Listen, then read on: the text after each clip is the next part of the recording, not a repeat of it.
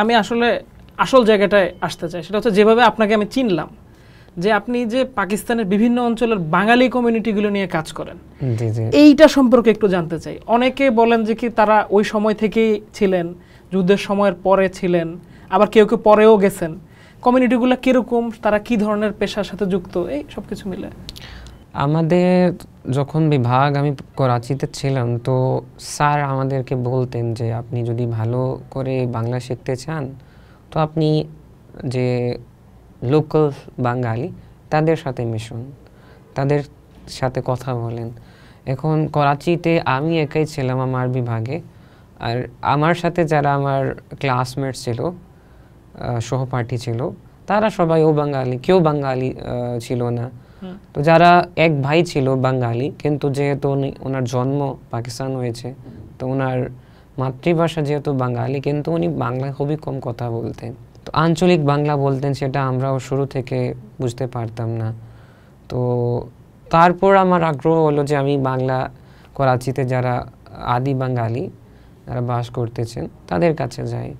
তো খুঁজতে খুঁজতে করাচি মাচ্ছার কলোনি, মুসা কলোনি, তারপর ওরাঙ্গি টাউন, তারপর হচ্ছে হুসাইনাবাদ, এটা মূলত হচ্ছে শহর কেন্দ্রিক। এখানে শহরের মানে জীবিকা খুব ভালো পাওয়া যায়। যেমন মাচ্ছার কলোনি, কিন্তু ওর আসল নাম হচ্ছে পাক মোহাম্মদী কলোনি।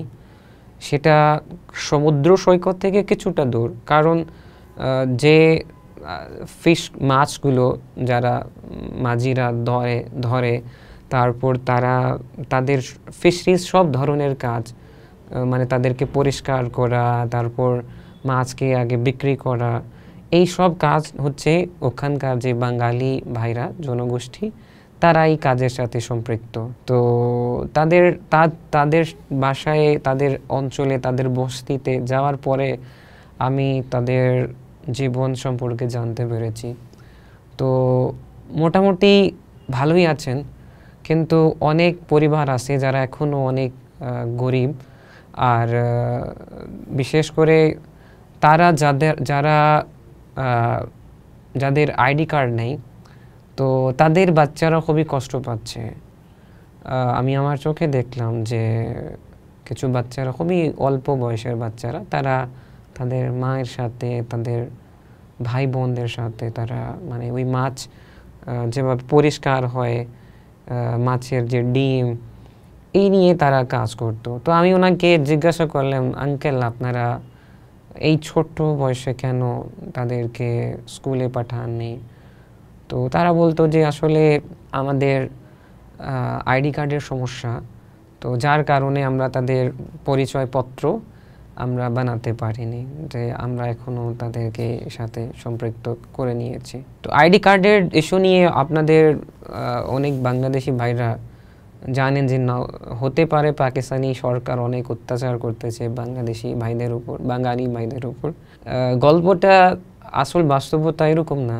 আসল বাস্তবতা হচ্ছে পাকিস্তানের যে আইন আছে, সংবিধান, ওই সংবিধান অনুযায়ী 1978 পর্যন্ত, 1978 পর্যন্ত যারা বাংলাদেশ থেকে পাকিস্তানে হিজরত করতেছিল, যারা এখানে রিসেটেলমেন্ট যারা করতেছিল, যারা আসলো, তাদের সাথে পরিচয়পত্র নিয়ে আসলো, তো তাদেরকে পাকিস্তানের সিটিজেন বলা হয়, তারা হচ্ছে পাকিস্তানের নাগরিক। এরপরে যারা আসলো, মানে 1978, 80, 90, 2000 পর্যন্ত যারা আসতে থাকলো, তারা পাকিস্তান থেকে, মানে বাংলাদেশ থেকে ভিসা নিয়ে আসতো। অনেক লোক অবৈধভাবে আসছিল।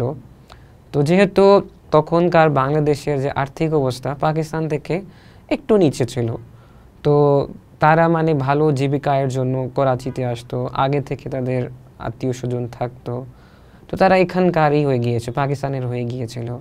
তো এখন যেহেতু তারা বাংলাদেশের নাগরিক, পাকিস্তানের নাগরিক না, তো তারা ওখানে বিয়ে শাদী করে ফেলেছে, তারপর তাদের বাচ্চারা হয়ে গিয়েছে। এখন তাদের সাথে সমস্যা হচ্ছে। এখন 70%, মানে 70% পাকিস্তানি বেঙ্গলি তাদের কাছে আইডি কার্ড আছে। আরেকটি বিষয় হচ্ছে, এটা পাকিস্তানের একটি ইন্টারনাল বিষয় পলিটিক্স, সেটা নিয়ে বলা একটু খুবই ক্রিটিক্যাল হবে।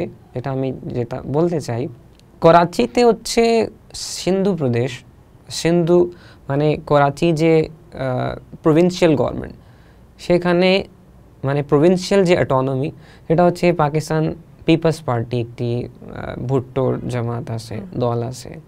আমাদের পাকিস্তানে পাঞ্জাব প্রদেশ, কেপিকে, বলুচিস্তান, পাঞ্জাব আর খৈবর পখতুনখোয়া, এই দুইটা অঞ্চলে মোটামুটি ভালো শিক্ষা আছে, সেখানে মানুষ খুবই শিক্ষিত, সেখানে অ্যাডমিনিস্ট্রেশন খুবই ভালো।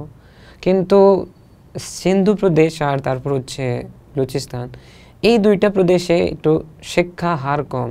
তো এই দুইটা অঞ্চলে বিশেষ করে যেটা আমি বলতে চাচ্ছিলাম, বাঙালিদের যেটা সমস্যা, সিন্ধু প্রদেশে পিপলস পার্টির মানে তাদের হচ্ছে তাদের গভর্নেন্স, তাদের সরকার, তো এই জায়গাতে তাদের খুবই ইনএবিলিটি, প্রচুর পরিমাণে তারা কারাপ্ট, প্রচুর পরিমাণে তারা মানে যারা এমনকি শুধু বেঙ্গলি জনগোষ্ঠীর সমস্যা নেই তা আইডি কার্ড নিয়ে, বিহারি কমিউনিটি যারা করাচিতে বাস করে, তারপর হচ্ছে আরও অনেক কমিউনিটি আছে করাচিতে, ছোট ছোট কমিউনিটি আছে, তাদের সাথে একই অবস্থা। তারা ঘুষ চায় যে আমাদেরকে ঘুষ দাও, তারপর আমরা এটা করব।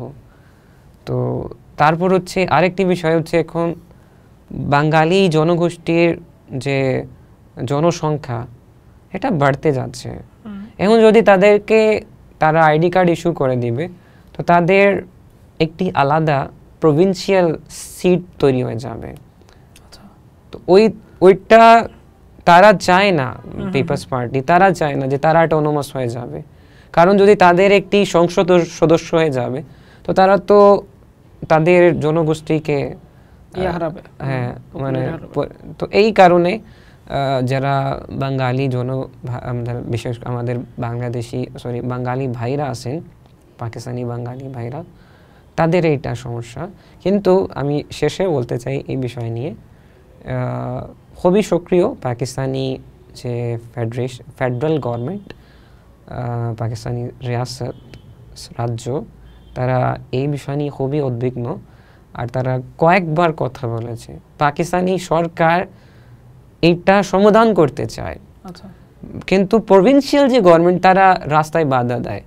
তো এখন এটা শেষ পর্যন্ত চলে আসছে প্রায়, আমি মনে করি 2 থেকে 3 মাসের ভিতরে একটি কমিটি আগে বসেছিল, ইনশাআল্লাহ এটার সমস্যার সমাধান হয়ে যাবে। আমরা আশা করি এই সমস্যা দ্রুত সমাধান হোক। নিশ্চয়ই।